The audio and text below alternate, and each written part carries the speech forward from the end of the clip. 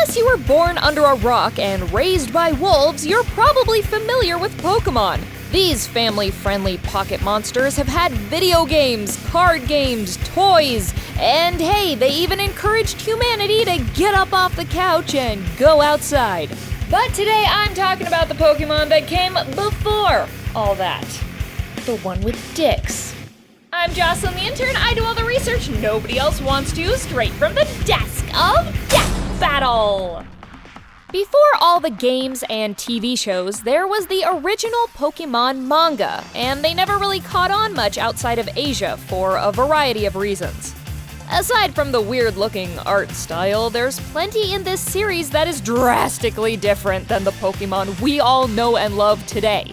For starters, the story's main character is Red, which you may know from the games, but the only thing this Red has in common is the name and the hat. Oh, and his sidekick isn't a Charmander or even the beloved Pikachu. It's a freaking Clefairy! Pikachu does make an appearance, though, as Clefairy's cousin. Yeah, probably a really, really distant cousin, 'cause how? I guess it could be possible through egg groups, since they're both in the fairy group now, but that technically hadn't been introduced yet. Anyway. Another reason why we probably didn't get an NA version of the mangas is because the OG Pocket Monsters is violent AF. For example, Pokemon in this world are robbing banks on their own accord, and Clefairy getting maimed is a pretty common theme. He gets lit on fire, bludgeoned, he even swallowed dynamite. But he can also hold his own in a fight too, however he always seems to take the W with some pretty off-the-wall tactics. Like the time Clefairy won a fight against Onix by drawing his face on its tail, causing Onix, who apparently is an idiot, to chase his own ass till he passes out, letting Clefairy bash the hell out of him with a super effective pillar. I guess this is where the saying dumb as a rock type comes from.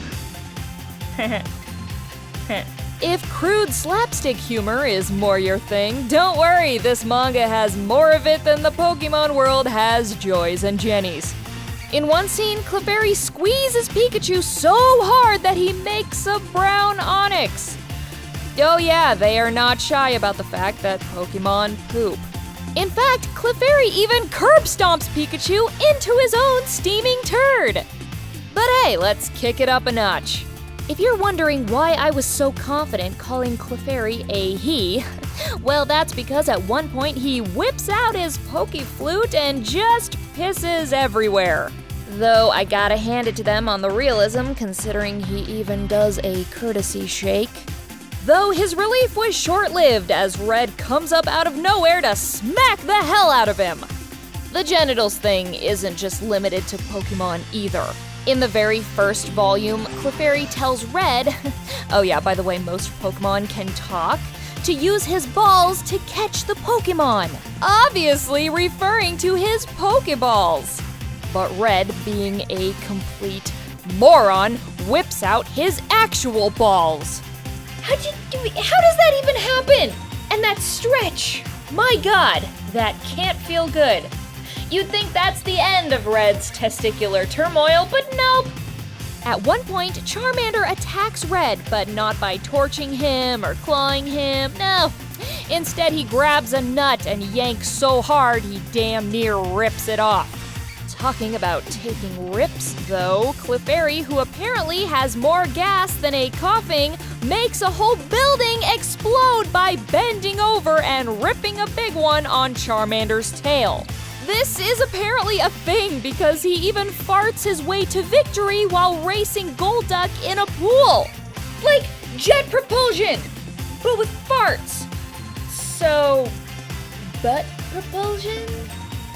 If you want to read more about Clefairy to your farts content, then good luck trying to find those mangas, because they're harder to find than you under that truck.